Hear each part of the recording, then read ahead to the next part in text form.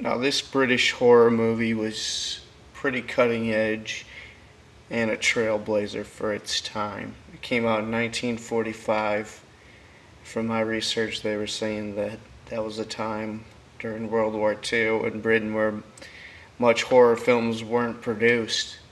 But this went on to inspire generations of horror films, including, well, it turned out to be an anthology horror film, 5 different stories in one. That inspired the EC horror comics, which also inspired Amicus Horror, which did a string of British horror anthology films that I've been reviewing recently. You know, like The House That Dripped Blood and Terror Garden, Tales from the Crypt, The Vault of Horror. They did like 10 of them. The Monster Club was the last one they ever did. So yeah, this movie,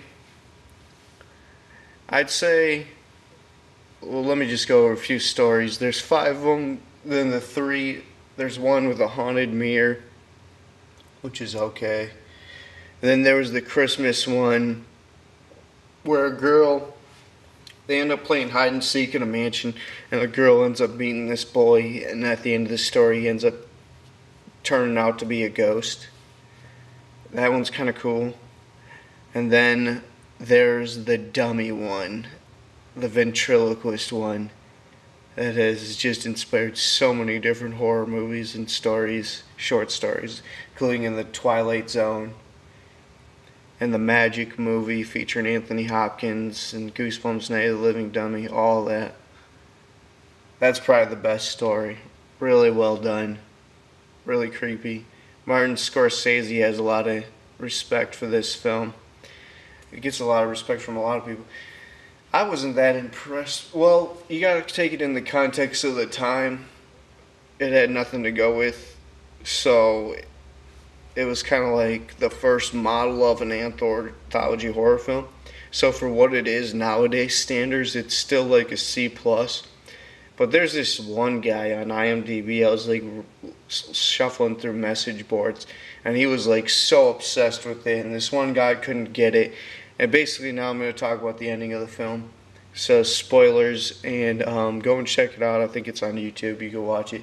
Anyway, so it's the story outside of the stories is a guy who obviously shows up at this country resort or I don't know, he's out there to do a contracted job or something, and he meets a bunch of strangers, and he claims that he's seen them all in a dream. They go on to tell the tales. Then at the end of it, we find out that it's basically just a lucid dream, kind of like Vanilla Sky type of ending.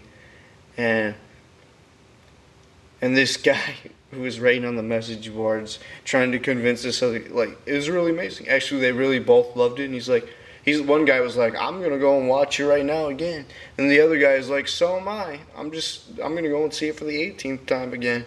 I'm like, oh my goodness, it wasn't that good, guys. Let's be serious. It was all just a dream. Nowadays, it's been done 20 billion times, and it's not that good of an ending. So if you watch it nowadays, you're like, okay, that isn't that shocking of an ending. But for the context of the time, it would probably be an A- type movie. But I'm going to give it like a C+ just for the ventriloquist movie. This was JBM from VillainNews. This is my horror movie marathon, October 2012. I'm out.